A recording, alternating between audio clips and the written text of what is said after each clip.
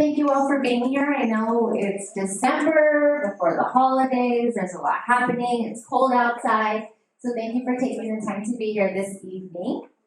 I wanted to start off with who am I? As Andrew said, my name is Melissa Moreno. I am currently the MTSS coordinator at Discovery Charter School. It's a TK through 8 school in our district. I have been there for about 2 years now, and one of the main things I do at Discovery is I support behavior. So when we have students who are struggling and need a little bit of support, I'm the one that helps make sure that they can succeed in their classrooms and at school. For 11 years, before I was at Discovery, I was a special day class teacher. That is my passion. I love special education.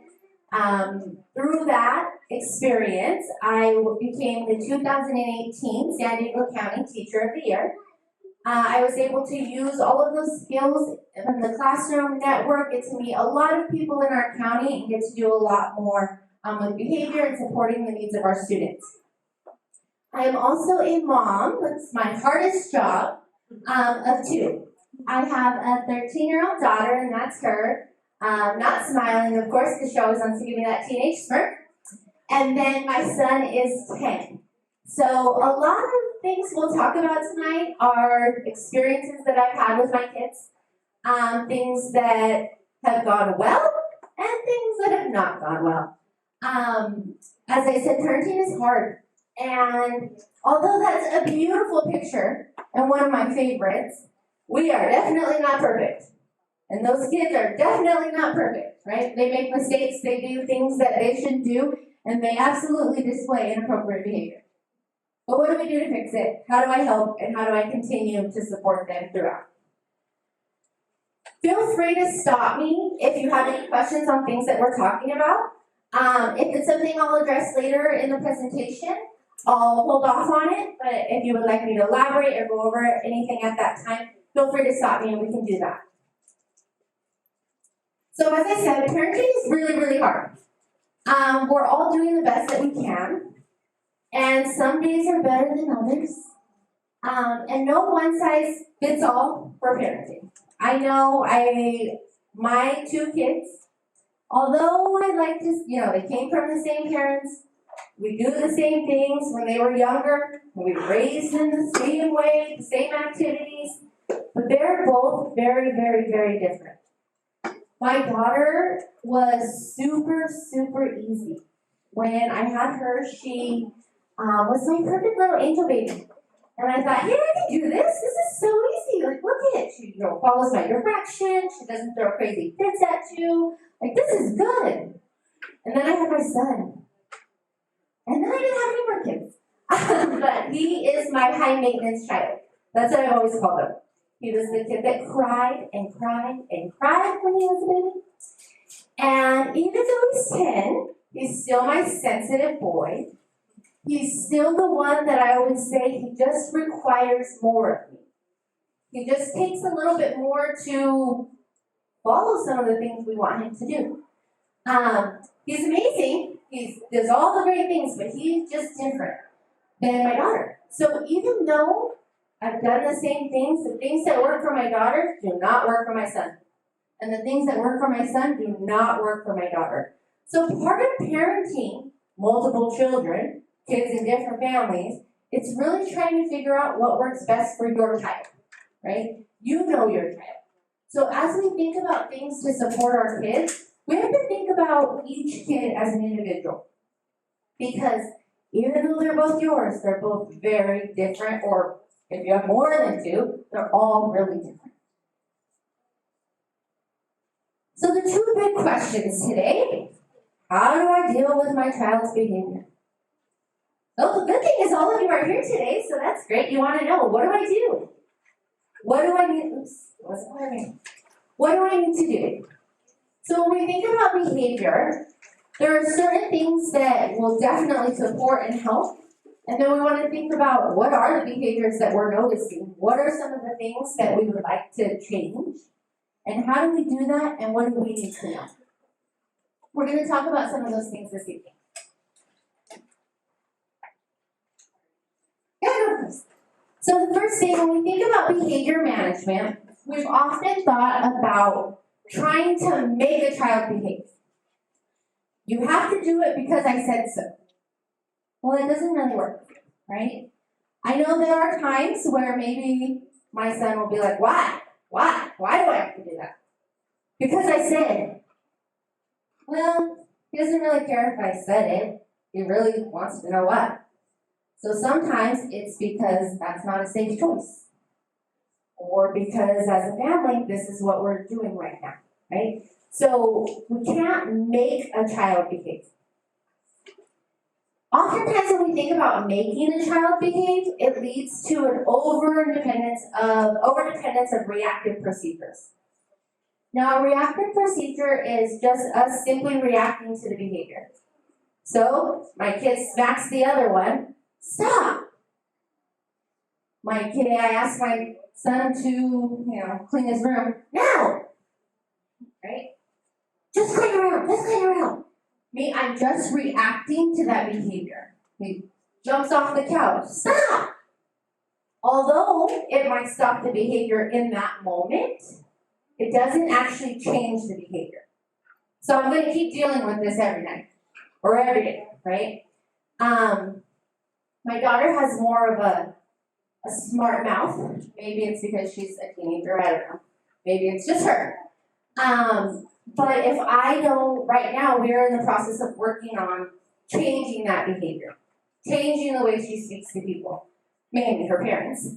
But if I just continue to say stop or don't say that to me, that's not okay. At that moment, I'm not actually addressing the behavior itself. I'm just reacting to it in that moment. So what our goal as parents is to really change the behavior so that they're not doing that anymore. We want to replace it with something else. So when we think about behavior and how we can improve things in our homes, one of the first things we want to think about are what are the expectations of our home. Now, all of us have very different homes, right? Everybody has a different house. Everybody has different rules. Everyone has a different tolerance of what they allow. For instance, I have a little sister who is 15 years younger than me. She had a very different mom than I had, even though we have the same mom. But when she was growing up, she was a gymnast. Now, she would always jump off the couch. She'd be flipping off the tables. She would be running through, doing all kinds of crazy stuff. And in the house, it was normal. Like, it wasn't a big deal. She was allowed to do that. And, my mom was just like, oh, she's just practicing her gymnastics. It was no big deal. But in my house, if my kid jumps off the couch, my husband has a heart attack. Because that's the expectation in our home, right? And it doesn't mean that one is wrong or the other one's right.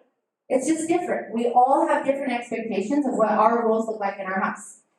My house is super, super loud. My kids are really loud. I'm loud. My husband's loud. It's always loud in my house. So if you're an outsider and you come in, sometimes you're like, whoa, this house is loud. But that's normal for us.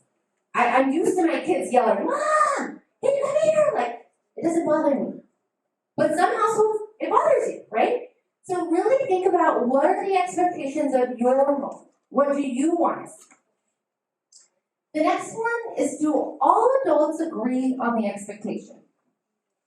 Now, we all come with experiences, right? We all have we were all parented different ways. My husband and I grew up very, very, very differently. My mom was a single mom of 3 kids. She was young, she didn't have time to mess around, and she was super strict. My husband, on the other hand, his parents were so lenient. He got to do all kinds of things. So as we come together, it's also about talking to each other about what we agree on. Because things that are okay for him aren't necessarily okay for me. And things that I don't think are a big deal, sometimes he thinks are a big deal.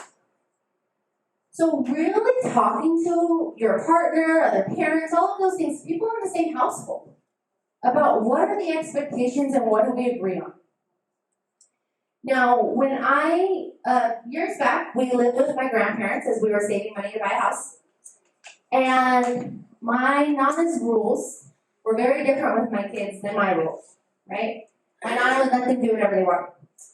But there were certain things that I knew I wasn't going to be able to change. It was just how it was. I couldn't do it, right? But there were certain things that we just had deal breaker. Like, that's just a deal breaker, an absolute no matter what.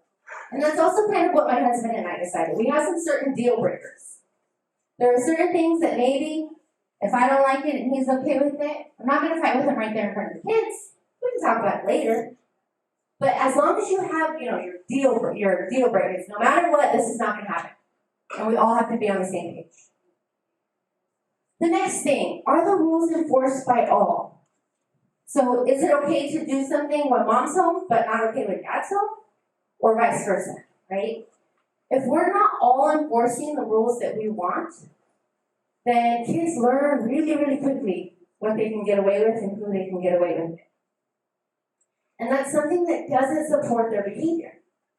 Because then they also, if they're doing it with one, eventually they're going to do it with the other, and then they're getting yelled at with one but not the other, and then it just turns into this ugly battle all around. So thinking about that. Also, are all adults viewed as equal? For a long time, when my kids were little, my husband was not as vocal, I guess, with them, and often just let me do it. Well, I don't know, what do you want? What do you say? And I would have to take care of it. I was always the mean one.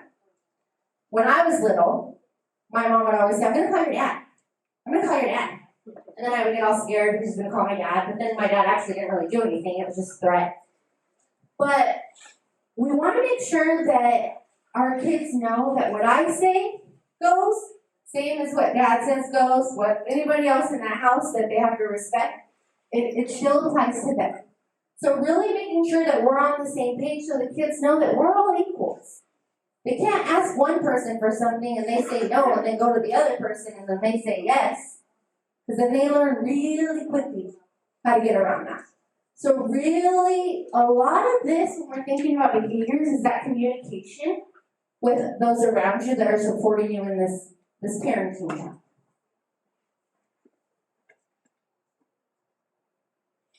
So as we start really talking about behavior and why kids engage in inappropriate behavior, there are 4 main reasons. One is power and control. Kids do not have a lot of choices in their lives. We tell them what time they're waking up. We tell them when they're eating breakfast. Tell them when they're having lunch, dinner, all of the things. We choose all of the things for them. So sometimes they're just holding on to try to get some power. They need some control in their life. And that's why we see some of that behavior sometimes. Also, attention. Sometimes we are stressed, we are distracted, and there are a lot of things happening. I am completely guilty of maybe being on my laptop at night when my kids are, wanting my attention and I'm working. Or maybe I'm just trying to do some mindless scrolling and I'm watching a bunch of dumb TikTok videos and not paying attention to them. So you'll see some behaviors sometimes because they want your attention. And any kind of attention, negative attention, is still attention. Oops. I am not good with this clicker, I'm sorry. Avoidance. We see avoidance behavior when they don't want to do something. So that's when I ask I shouldn't always say my son, my daughter's room. When I ask my daughter to clean her room. And that's when I get, no, I will later. No, okay, I'm going to, and I go in there and she's definitely not cleaning her room. Or you're asking them to do their homework. And maybe that's a really challenging time for your house. And then they're crying, they're throwing a fit. I know when my daughter was in TK, every time we had to do Spanish homework, she would be on the floor crying underneath the table. It was a really, really tough time for us, but that was avoidance behavior. I knew that she was avoiding that homework, so she was on the floor crying. Learned behaviors. As we talked about a little bit, kids learn what they can do with certain adults and what they can't. So they'll start doing certain things because they learn that it works for them. That works. If I throw a fit for a really long time, eventually you're going to get tired of hearing me. And then I can do that because it works and I get what I want, right? It's much easier for us sometimes to give in. So those are the main things we see of why kids engage in inappropriate behavior. So there's the principles of behavior management. And the first thing we call is the ABCs. The A is the antecedent. What comes before the behavior? B is behavior. And then C is the consequence. So what do they get from it? Or what happens after it? So, your kids are playing with a certain toy. My daughter's playing with some Lego things that she likes and she's building it. My son decides that he wants it. He asks her for it. She says, no, I'm playing with it. Leave me alone. Go away. So he goes over and he smacks her. And then he gets the toy. So what happened before? He was watching her play with his toy and he decided he wanted it. The behavior, he hit her. The consequence, he got the toy. Right? He got that. He got what he wanted from it. Now it's what do we do to react to that? But remember, we don't want to react. We want to change the behavior. We'll talk about how we did that. When we're thinking of behavior management, we really need to make sure that we are taking the time to observe the behavior. What are we actually seeing?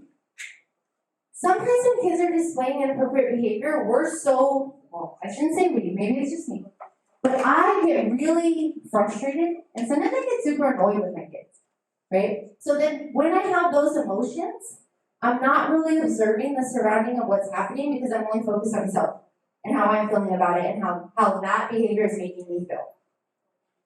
So really trying to step back and observe what's happening so we can think about, oh, what's happening before? What are they trying to get from that? How can I help them get that without displaying that inappropriate behavior? Over-reliance on negative interaction. Oftentimes, you'd be surprised, when I counted this and I was actually really focused on it, we say more negative things to our kids than we do positive. So we are saying a lot of don't or telling them what to do in ways that are negative instead of positive.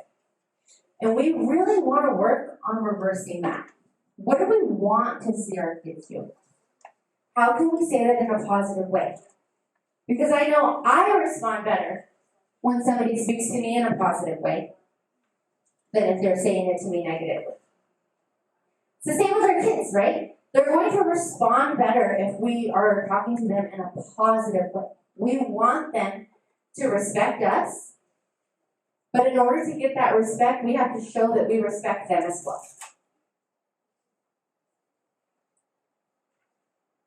This is a big one. When we want to change behavior, we have to think about how we can reinforce their behavior. Now, this pyramid starts at the very bottom with edible, and it goes all the way up to intrinsic. So edible is something where, okay, if you clean your room, then you can have this cupcake after. Okay, if you keep your room clean for 2 days, then we'll go have pizza tomorrow. Okay, so that's just that edible item. Tangible is they're getting something. This is pretty common. This is what we do in our house sometimes. If you're good for the whole week, you have 4 great days, 5 great days, and on Friday night, you get to go pick a toy at the 99-cent store. Okay, so that's that tangible item. They're getting something from it. The pre-MAP principle is that grandma's law. If you eat your dinner, then you get dessert. Privileges. These start to go, privileges I think of with my daughter, a privilege right now is her cell phone, right? So as a teenager, her cell phone is a lot to her, but it's a privilege that she has that phone. So I can take that away, right? Because it's a privilege. But I can also reinforce her by letting her have her phone. You display these behaviors, you keep showing me you can handle different things, then you can keep your phone. If you show me you can't, then you can't have it. Recognition. So these are the things that at school too, right? Where the kids get recognized for their academics, their behavior, maybe different things they're good at, music, art, all of that kind of things. But how do we also recognize our kids? And do you guys recognize your kids for some of the great things they do? Probably not as often as we should, right? I know I don't. I have to really stop and think about it. Sometimes I'm like, oh, they're really good at that. But sometimes we just take those things for granted and we just go through it. We don't actually stop to recognize. Praise. We really, this goes with that being positive. We really want to praise our kids. We want them to know all the great things they're doing. Because even when they're displaying those inappropriate behaviors, there's still a lot of good things that they're doing. And we want to make sure we're pointing that out. Because the more we focus on those positive things and the more praise they get for the positive stuff, then we're going to see more positive behaviors. And intrinsic, that's a hard one because that means they're just doing it because they want to, right? When we're doing something for intrinsic, we're just doing it because that's the highest level. And we think too, like, as much as I love my job, as much as I love being in the classroom, I still go to work to get a paycheck, right? Unfortunately, it's not intrinsic. I don't do it just out of the kindness of my heart, right? So it takes a while to get there. I don't think many kids are at intrinsic level. Some things to remember. Once we start arguing with our kids, then we've engaged in this power struggle and we've lost. I know my daughter loves to have the last word. She wants to keep going and going and going. And I clearly remember being maybe 12, a little bit younger than hers. And I remember arguing with my mom. And I remember my mom getting so mad at me because I would have to say something else when she was done. And now that I have my own daughter, who does the same exact thing, I've realized how difficult it was for my mom to not just smack me, because she did just smack me sometimes. But I don't believe in hitting and I don't hit my daughter. But sometimes I understand when you definitely lose your patience and you want to keep engaging in that because you want to be right. You don't want them to keep going. You want to have the last word. That's when we really have to stop, step back, and try to deal with that in a calm manner. And if we can't be calm at that time, then let's not deal with it then. It doesn't have to happen at that time. When those moments get heated, it's actually the perfect time to model your self-regulation skills for your kids. That's the time where we can really identify how we're feeling and what we do when we're feeling that way. So, for instance, when my daughter gets like that and she wants to engage in this back and forth, oftentimes I just say, we'll talk about it later. I'm going to walk away because I'm upset. And even if she follows me, because sometimes she'll follow me, I just don't talk to her. I just say, we'll talk about it later. We'll talk about it later. Because once I engage and give in, it turns into this whole different thing. And then we end up saying things we don't mean. Right? We end up getting mad, we end up yelling. We just end up saying things we don't want to say. So always try to deal with it in a calm manner. Let your kids know it's okay to feel that way. It's okay to be upset. It's okay to be mad. And tell my kids, you're allowed to be mad. We all get mad. You make me angry too. I'm making you angry. You make me angry sometimes too. But what do we do when we're angry? How do we fix it? Really talking about that with your kids. When you don't want to engage in this power struggle, but when it's coming, you really want to stop and model those skills for them. Because sometimes behavior is the most important thing. As I mentioned, we all have very, very, very busy lives. And it just seems like things keep getting added, right? We're always doing something. Both of my kids are in competitive sports. So we are always on the go. And sometimes it's easier to not deal with some of the things than it is to deal with them. Because it takes time, it takes effort, and it's easier to just ignore it sometimes. But if I just ignore certain things, they'll never change. They'll keep going, and sometimes those little problems get bigger and bigger and bigger.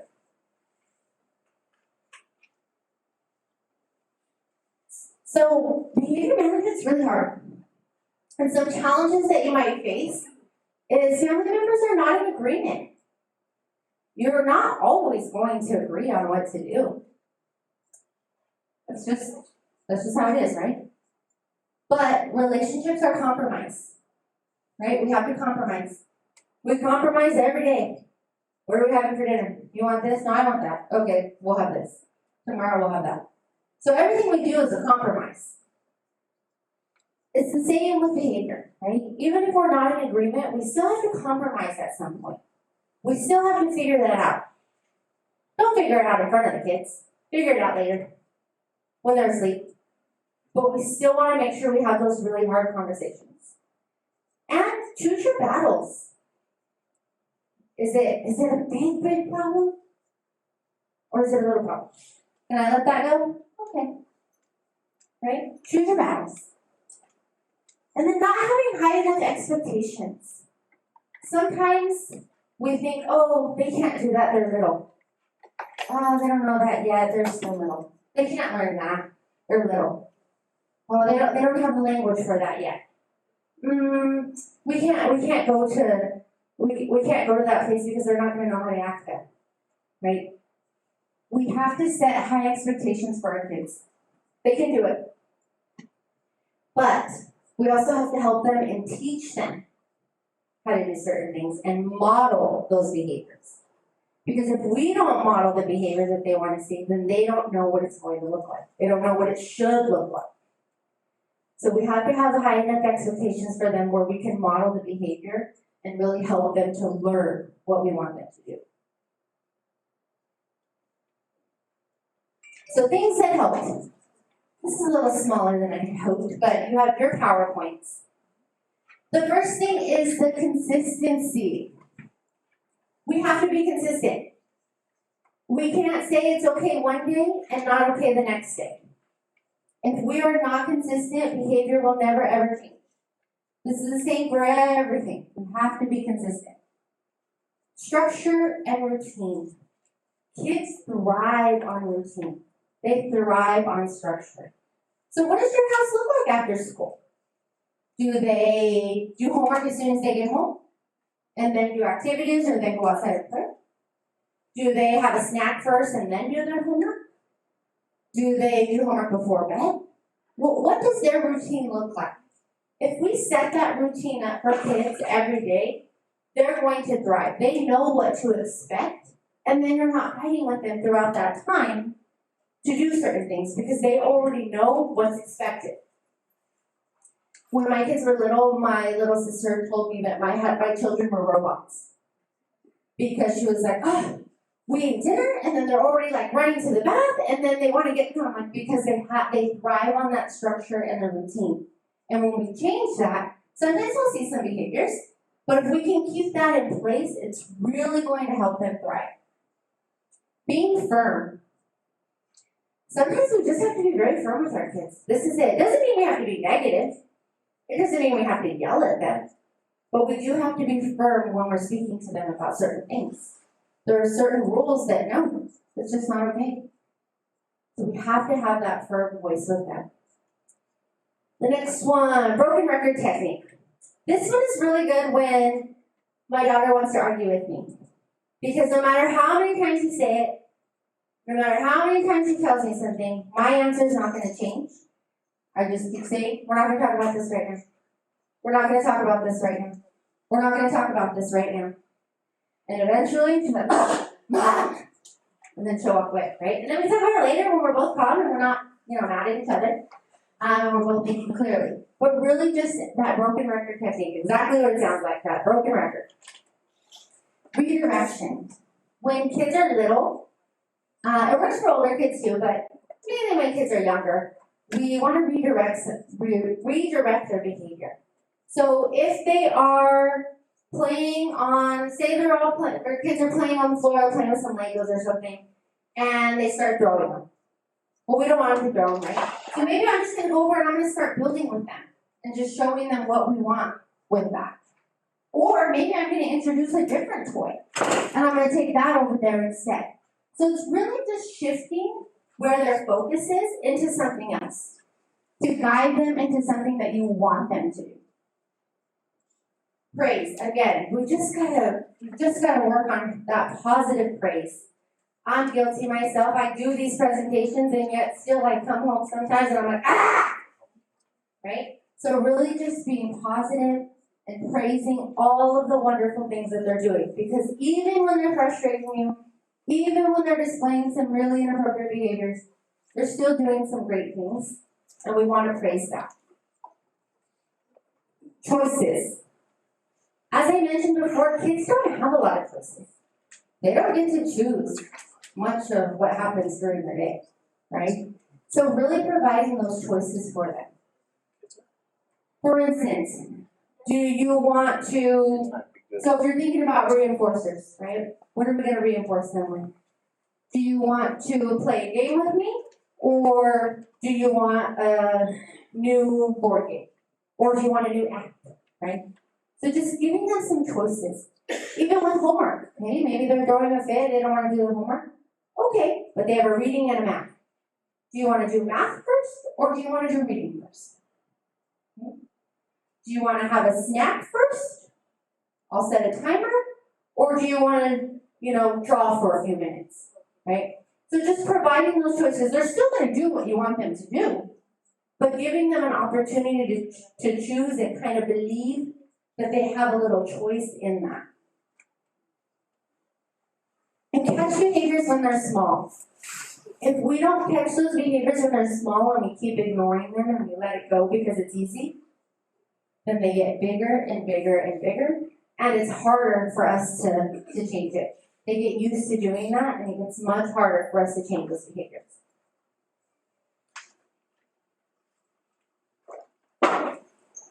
Spend quality time with your kids each day. I know it's really, really hard. We're all super busy. But spending that time with them, it doesn't have to be tons of time. It doesn't have to be a big, long thing. But just that little bit of time every night. Right? My son makes me lay with him when he goes to bed every night. And sometimes I'm like, hurry up, I gotta go finish this load of laundry. I gotta go to bed. But I know that right now that's more important, right? And he wants that time. Well, he still wants me there. I gotta be there. There's gonna be a time where maybe our kids don't want to spend that time with us, and it's not as important to them. So while it still is, we need to make sure we use that. We need to use that time as a reinforcer. Be comforting, hugs and those gentle touches, because they need it. Now, again, all kids are different. My son is super loving and hugs me, and my daughter, I'm lucky if she kind of lets me kiss her. She lets me hug her. She just kind of leans her body against me. So she doesn't, that's not her love language, right? She's like, don't touch me. But my son's super loving. So just knowing what your kids need. And talking to your children about their feelings. Again, just identifying that first, how are they feeling? So when they're throwing a fit, they're mad. It's okay to be mad. Or you seem really frustrated right now. You're really upset. Ooh, you're really angry. You're angry. And it's okay to feel that way. But what do we do about it? How do we fix it? How do we bring you back to that state where we want you? Where you feel better? Do fun things and laugh together. I know it sounds so simple, but for myself, it's a good reminder for me as well. I know that I often sit in the background when my kids are being silly and my husband's like joining them in roughhousing and whatever they're doing. I don't always engage in that play. But when I do decide to join in, or I do something within that play, we were pretending to wrestle one time, and like if we were WWE wrestlers, and I dropped to the ground, and my son still talks about it. Like it was years ago, and still he's like, Mom, remember when you did that move? I'm like, oh God, yeah, I remember. But to him, it was such a big deal, right? And it took me 30 seconds really to do that, but it was such a big deal to him. So because I was being silly, because I was engaging in that play. So just engage with them. Do those silly things. Give them those fun moments to talk about and to laugh about later. Develop trust and keep those promises. Our word is really, really important. It matters. So if we say we're going to do something, we got to do it. And if we're not sure that we can do it, don't say we're going to do it. Don't promise it. Don't make promises we can't keep. Now, sometimes I know our kids put us in weird spots, right? They'll ask for things sometimes where you're like, yeah, okay. And then, you're busy and you don't really listen to the whole thing or something, and then they're like, Mom, remember you said? So really just listening to them and doing what we can do and following through. When we're reinforcing behavior and we say, if you do this, then you're going to get this. Then we have to follow through. Because if they're working really hard and they want to change that behavior and they're showing you, and we don't do what we said we were going to do, then they're like, forget this. Why am I doing this? You don't care. You said, and you're not even doing it. Right? So really, really making sure that we're keeping those promises. Teach children what we want, right? We have to model the behavior. We can't just punish them when it happens. We can't just give consequences. I can't just take my daughter's phone away, take her computer away. Can't ground them for a week for something that they don't know. Right? So we have to make sure that we're modeling behavior and we're showing them exactly what they want. Something simple at the dinner table, right? If you're all sitting together at the dinner table and we're eating, and maybe your child starts playing with their food. I don't know, maybe that's an okay rule in your house. But in my house, it's not. But if I never sit at the table and model what it looks like to have a cleaner area, what it looks like to use our fork and our spoon when we're eating, what it looks like to use a napkin and not my tablecloth when you're eating, right? So that's still common. That's something we still work on, and that's okay. But we have to model that behavior and really show them what we want. Because if we don't teach them, they're not going to know. Our children are learning. Their behaviors sometimes are mistakes, right? We make mistakes. I know I make a lot of mistakes.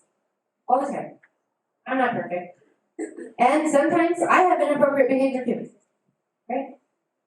Sometimes I'm tired and stressed, and I come home, and my kitchen's a mess, and then everybody wants dinner, and then everybody's bothering me about something, and I just need a moment to debrief, and what do? I'm like, leave me alone!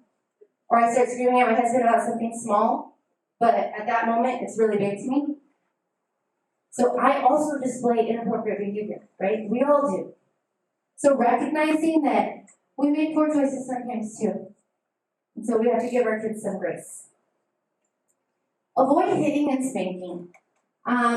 In my house, although growing up, I was spanked. My mom definitely gave me some good smacks. I've also been hit with the belt. And it didn't really change my behavior. I mean, I was scared of her, that's for sure. If she threatened, I was scared. But it didn't change my behavior. I still did it again, and I still got hit again, right? It didn't stop it. And it also teaches kids that when we're really angry and we don't know what to do, we respond with hitting. When I'm really mad at you and I'm frustrated and I'm angry and I don't know what to do, I'm just going to hit you. Well, that's not what we want to teach them, right? So again, it goes back to modeling the behavior. What do we do when we're really mad? Okay. We take that break. We calm ourselves down before we can talk to them. But we don't want to hit them. We need to create a safe environment for our kids. Make them have that home that's loving for them. They know that they're safe. Right? You are their number one. You are their number one. You protect them. They know that. You love them. Just keep that environment for them. Again, providing that structure and consistency. I know for our house, you kind of never know what time we're going to be home, depending on who has practice and when. But we still focus on, okay, although I don't know what time we're going to eat dinner, we're all going to sit down and eat when we're here. Okay, so and they know that. That's just part of our routine. We're old school in that way where we sit at the table, we turn off the TV, and we eat together. It's a really important part of our day. Sometimes it happens at 5:30. Sometimes it happens at 9:15. Because we have practice till 9 o'clock some days. But we still do that. Homework. We have, my kids have some choices in homework. And it's really what has worked for them. So my son has to do homework as soon as he gets home from school. He knows that's his routine. I get home, I do my homework. Because if he doesn't do it right away, he gets out of that mindset, and then it's really hard to get him back. He's already played the show for a half hour. He's already, went outside and played some basketball. I can't get him back. It's too much. But my daughter, she needs that wind down time, right? She needs to know, hey, I come home, I take a little snack, I gotta relax. She's more of my introvert, so being around people all day has exhausted her. So she needs that time to herself first, just to kind of, be alone, and then she can have her homework. So it's really finding what works best for your kids and you as a family, your unit, what works best for your unit. Give age-appropriate choices and consequences. So you're not going to give the same consequences and choices to, a 3-year-old that you are a 13-year-old. My son doesn't have a cell phone, but if I said, all right, I'm going to take the laptop away, you can't watch any YouTube videos this week, he doesn't really care. But if I said that to my daughter, it would be the end of the world, right? So just knowing what works for them. Again, praise. I keep going back to that because it's so, so important. Praising that appropriate behavior. In my house, one thing that we work on constantly is doing something the first time I ask you. Because I don't know about you guys, but I have to say things 3, 4, sometimes even 5 times. And it's really frustrating. So what we've done is I have a little whiteboard with our calendar, and each of the kids is it's divided between the 2 kids on one side. And every time they do something, the first time I ask them, they get a little tally mark. When they've earned 10, then they get whatever thing we had discussed.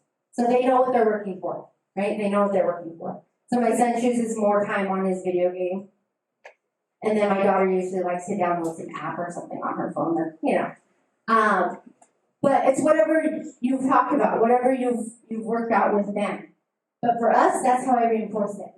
So if I just say, Luke, can you come help me with drying the dishes? He doesn't come. Then I don't say anything, right? I just leave it alone. I might keep saying it, but he's not going to get his mark. But then the next night, if I say, Luke, come help me with the dishes, and he comes, then I'm like, oh, thanks, Luke. Thanks for coming right away. And here's your mark. I really like when you do that. Thanks for helping me. Thanks for being a part of our unit. I might not say all that one time, but really just reinforcing that and letting him know how much it means to me. And then when I get I'm tired. How come I always have to do everything? Well, I have to do a lot too, and I'm tired too. But we work together as a team.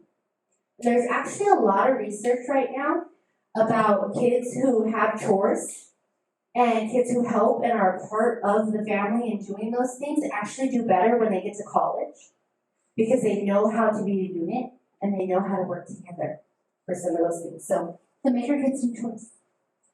And then again, adopt that no hitting. And then be careful of what you give your kids for good behavior, right? It's not realistic to say I'm going to buy you something every time you're good. It's just not realistic, right? And we don't want to teach that either, right? And then we also want to make sure that we can follow through. So if I say I'm going to take you somewhere or we're going to do something, if I can't do that every Friday or every whatever, right? We don't want to say that. So make sure that we're being really careful of what we're choosing. And also giving our kids the input and talking to them, because something we might think is a reinforcer is not a reinforcer to them.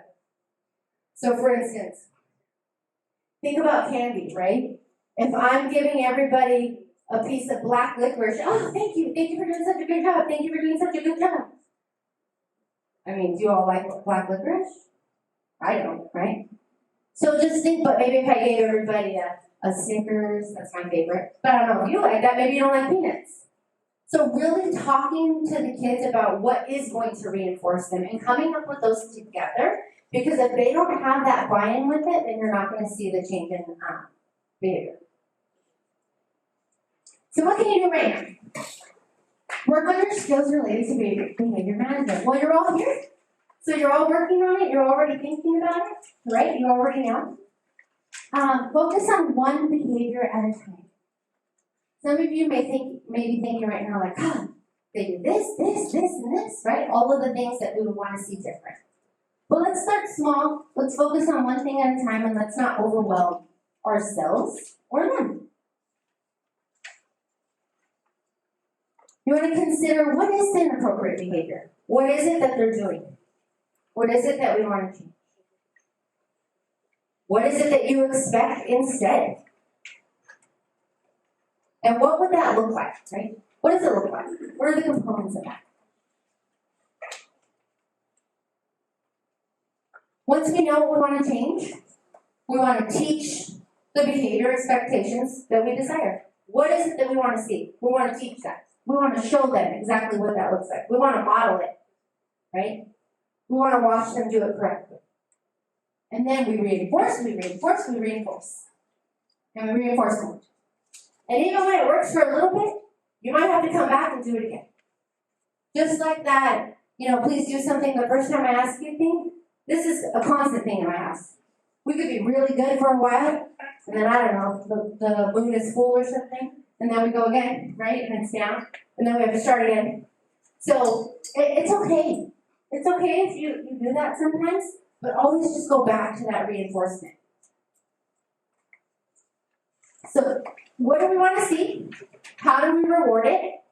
And then we'll get the desired behavior. So we watch it closely. We choose the behavior. How are we going to reinforce it?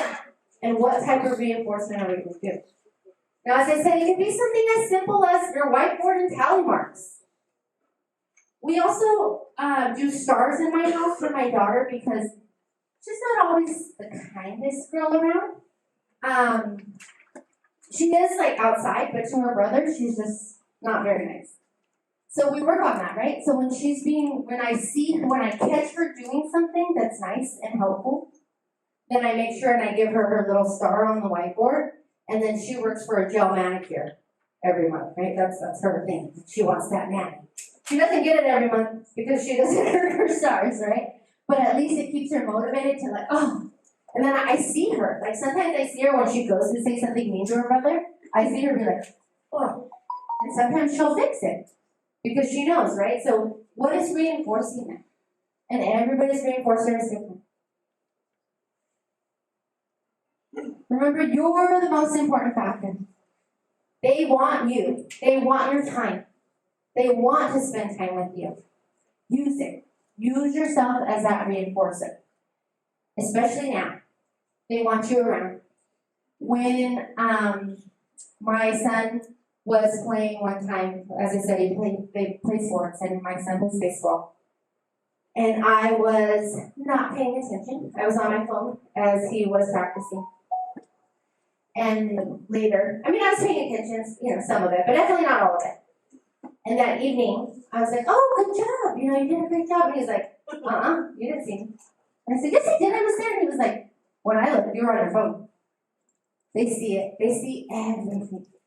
And he wanted me to watch, right? So now I'm super mindful. After he told me, I'm super mindful. Well, put that away.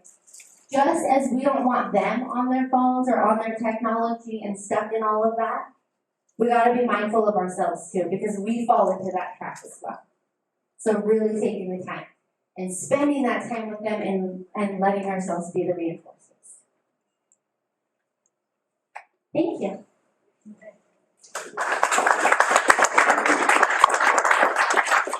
If you have any questions, I can